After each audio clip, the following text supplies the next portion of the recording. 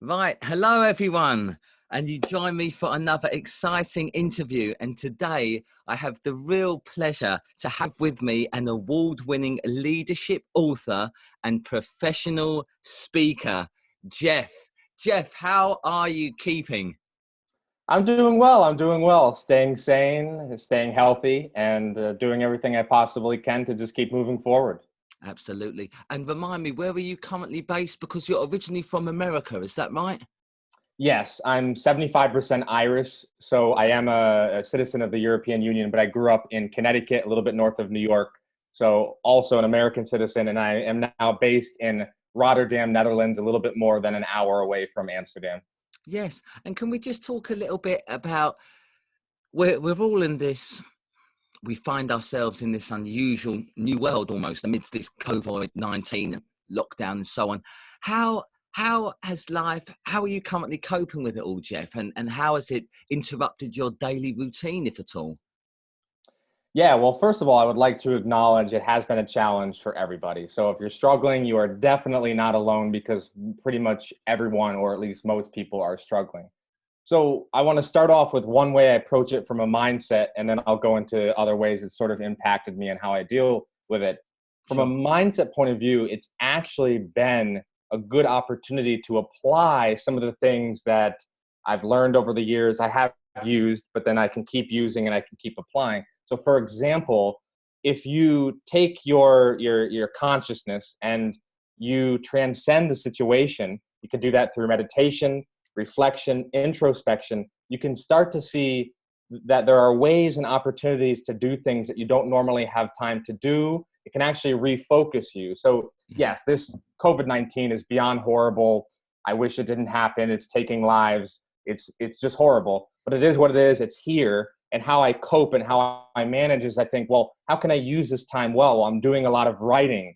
I'm Yes. doing reading. I'm meditating. I'm reflecting. I'm introspecting. I'm thinking, how can my life change moving forward? So yes, I'm definitely being inconvenienced, and it's a difficult thing, but I'm using it as sort of a hidden opportunity. Even spending lots of time with my girlfriend, playing games, all things like that are helping to enrich my life. And then to just wrap up with the second part of it is that, yeah, it very much has affected my life. It's tough to go out. Not everyone keeps their distance. So I love the Netherlands. Lots of good people here. Don't get me wrong, but Yeah. not everyone has been very respectful of the distance. So sometimes people can be a little bit rude. It can be a bit tough at the grocery stores. Everyone's required to take a card, and businesses are still shut down. So, for example, I wasn't able to get my hair cut Yeah. when I wanted to get it. So Well, I've Jeff, definitely been, yeah, excuse me to yeah, interrupt. At least you've got some hair to cut, yeah, my friend. yeah, exactly, exactly. Yeah, they say baldness skips a generation. So yeah, No, oh, that's wonderful. And in terms of your actual work, Jeff, because obviously we cannot go to actually to speak at live audiences. yeah. Has that affected you adversely? Yeah, it has a bit. It has a bit. So there's two sides of the coin here. One is I'm doing a lot of blogging right now to help continue building my authority on the internet. And then Yes. the other side of it is that in addition to doing like my what I am is I'm an author and a speaker. I'm a writer who speaks. That's my main thing. Mm. And then to support that, I also sometimes do consulting and contract roles, and those can funnel into ways, for example, to help further invest in my business and things like that. Yeah. So the writing is going very well. But I think lately it's a little bit ironic, and this is true for anybody, any speaker, even the most successful speakers in the world. It goes up and down. It's sort of feast or famine. Yeah. So I was actually in after a feast phase. I was in a little bit of a famine phase. Speaking here about the speaking part, Yeah. the Yes. speaking, not the writing. So I think the irony here is that it actually helped my speaking business because I'm now building my authority through blogging. I think other speakers who might have been in a feast phase might have had a different experience. Right. But of course, the writing is still going well, and the writing is my main thing. So I'm using it as that hidden opportunity, and I'm sort of applying my message that I talk about, that there's a hidden opportunity in every setback. Oh, well said, Jeff. Now, We know what you do today, and I want to come on to your books, and so you can talk about them in a moment, Jeff. But what I would like to explore with you, please, is your journey towards writing, and I'd like you to start where you feel appropriate. What was it like growing up for Jeff? What has brought you here, I suppose, today? Yeah, that's a fantastic question, and thank you for the interest and for asking. Well, what comes to my heart, and I sort of actually got goosebumps as you asked that, because it's a very interesting journey.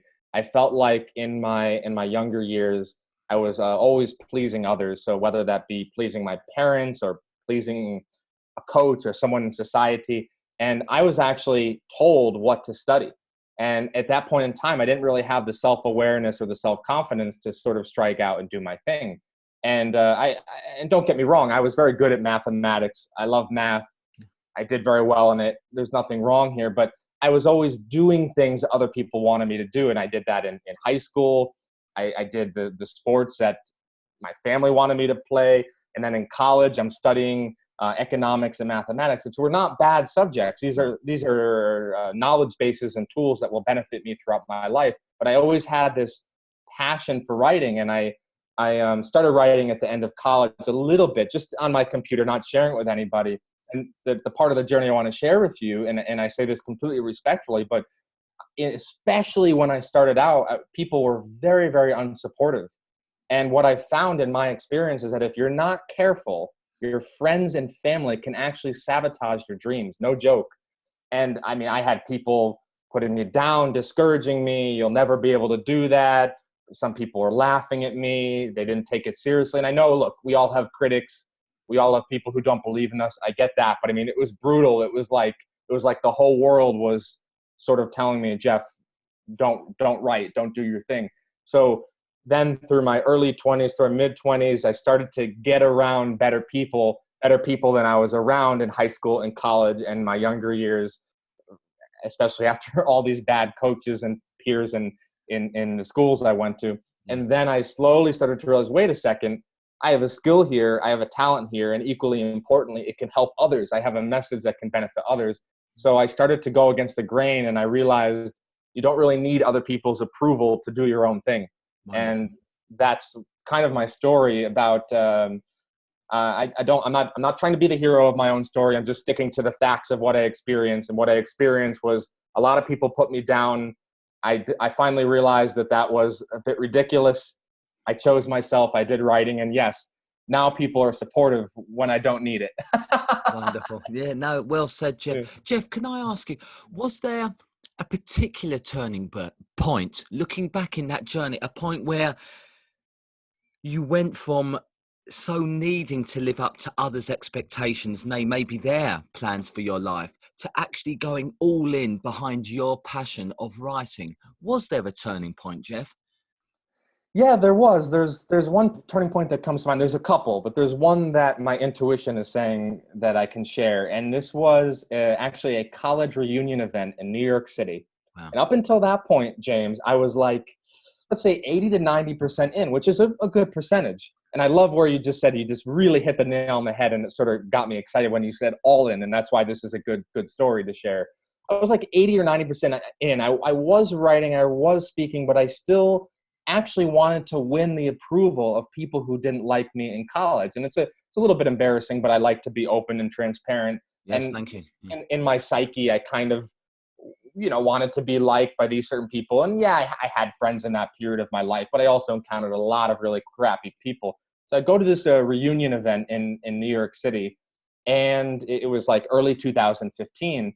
And this was after I published a book through a publisher. Yeah. And it wasn't like cocky or egoic, but I was feeling a bit more confident. I was like, okay, now I'm going to be accepted. And to summarize it in a nutshell, I go to this event, and these judgmental classmates of mine treated me the exact same way they treated me in college, ignoring me, walking by me without saying hello, but saying hello to everyone else. I mean, I was like, am I in the twilight zone? And don't get me wrong, it relatively speaking, this is not like some huge cataclysmic event, but what I share with others is that your turning point doesn't have to be a huge event.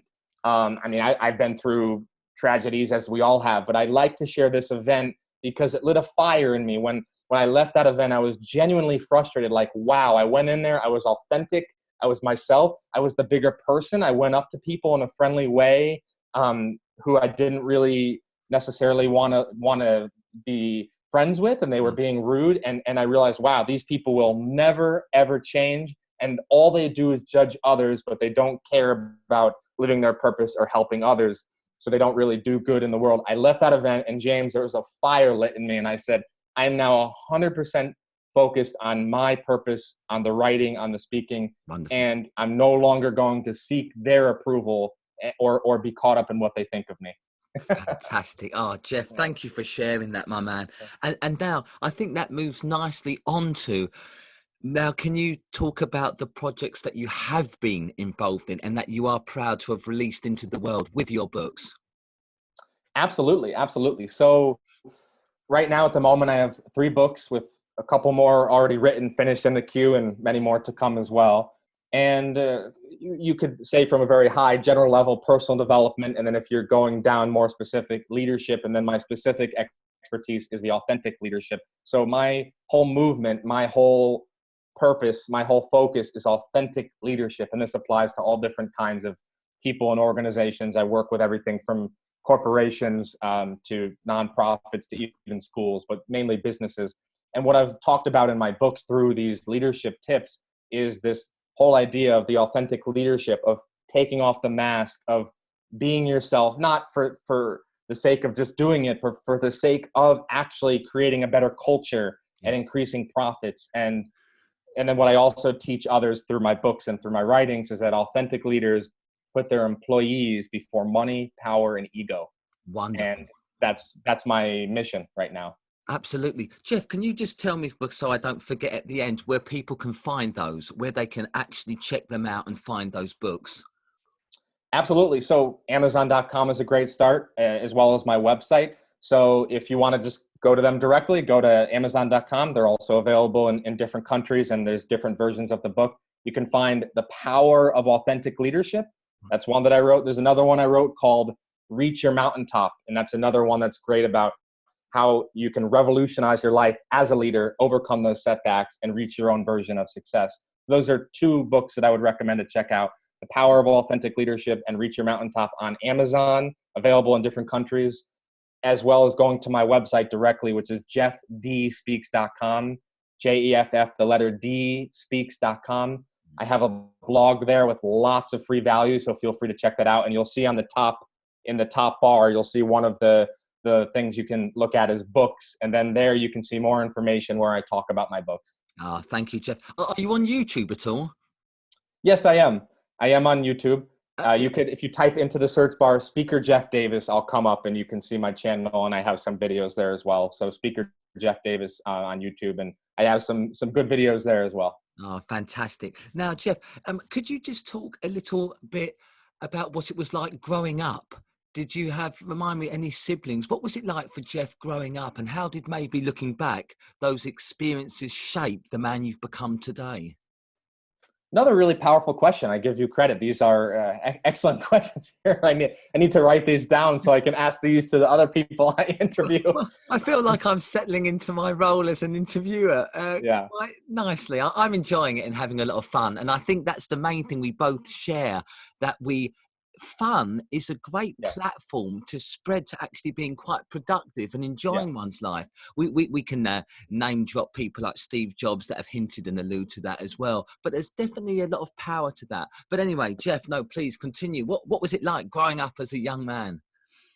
Yeah, so it was very interesting. I was the quintessential late bloomer. So now I'm fairly tall in terms of standards, and I'm a decent size, and I'm as I hinted at and even said earlier, I'm a little more confident and more myself now, more comfortable in my own skin. But I was a very big late bloomer, so it wasn't until like 16 that I was really like growing, and my peers were ahead of me and everything. My peers had girlfriends before me and everything, and then I had a very, very painful adolescence. So I went to this private high school. So there's Jeff in 8th grade, and I had all these friends in 8th grade, and then there was Newtown High School.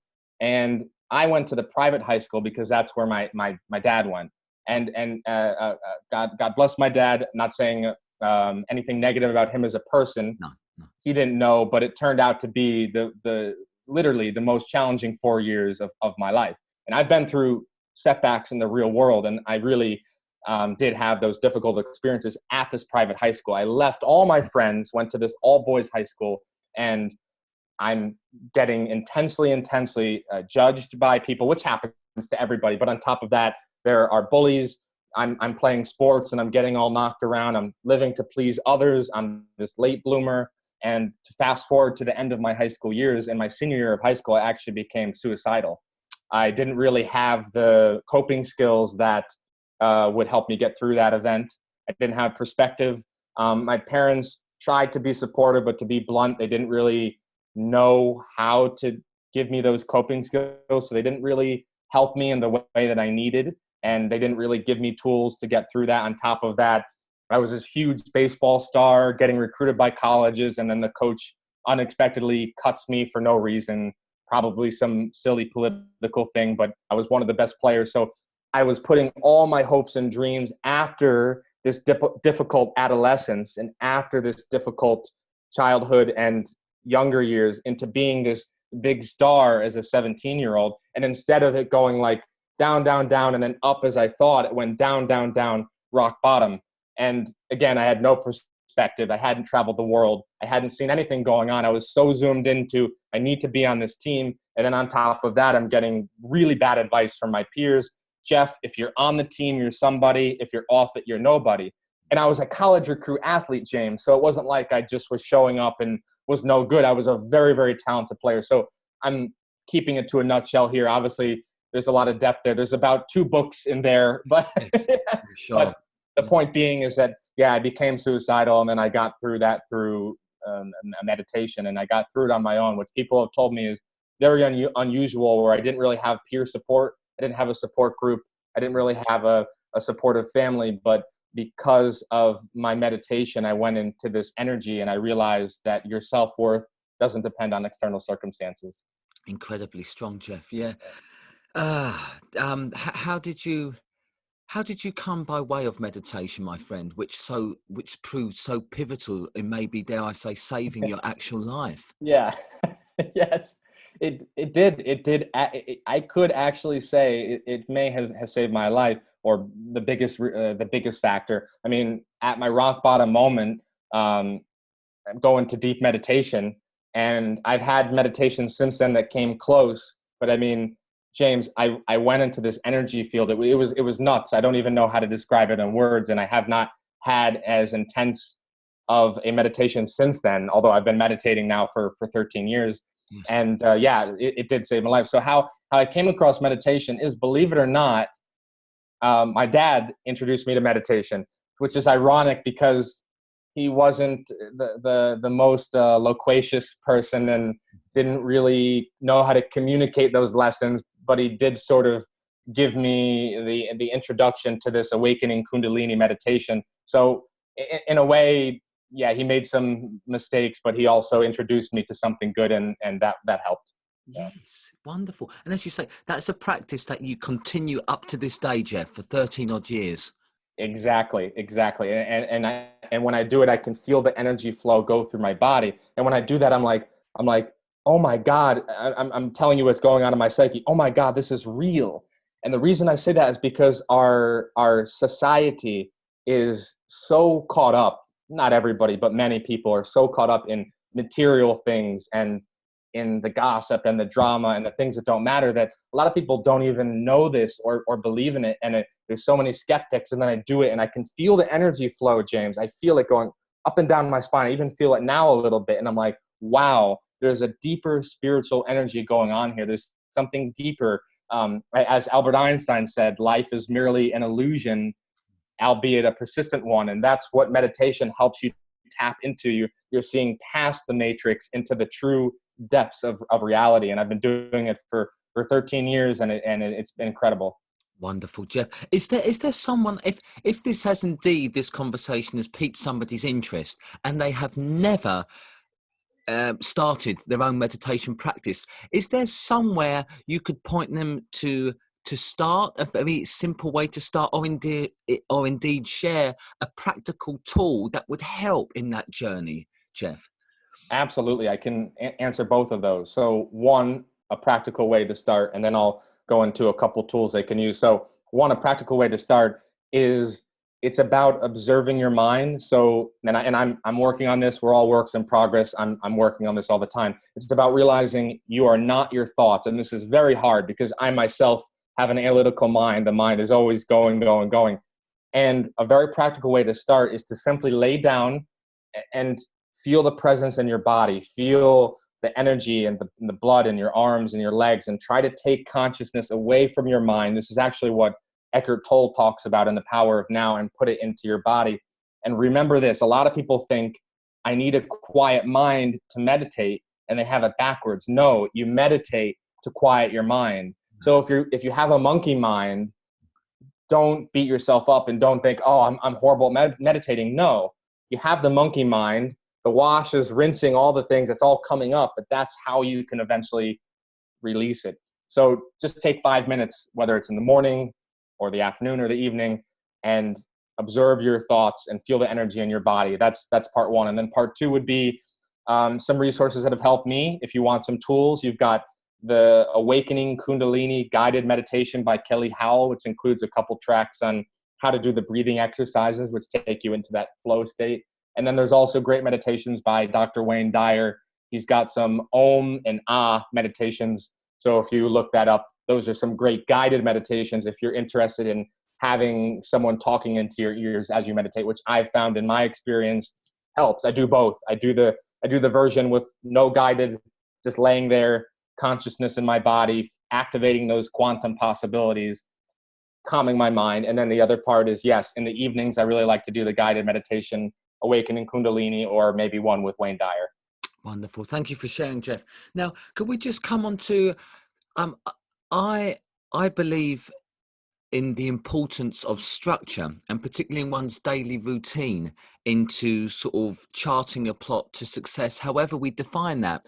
Could you actually share, please, some of your daily habits and routines that have helped you become the award-winning leadership author and professional speaker that you are today, Jeff?